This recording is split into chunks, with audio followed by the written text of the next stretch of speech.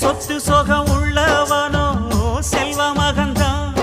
அவன் பஞ்சு மெத்த போட்டிருந்தும் முழிச்சு ஏங்குறான்.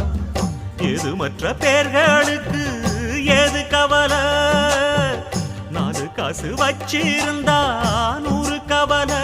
இங்கு ஆசை வச்ச நெஞ்சுக்கெல்லாம் அமைதி இல்லையே.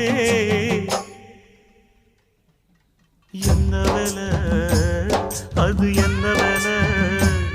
மன நிம்மதிதான் இங்கு என்ன வேலை?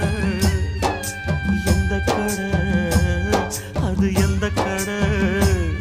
அதை விற்கிறது இங்கு எந்த கடை? பணங்காசுதான் அள்ளி வீசிதான் அடடாதுதான் கடையில் கிடைக்காதே. என்ன வேலை அது என்ன?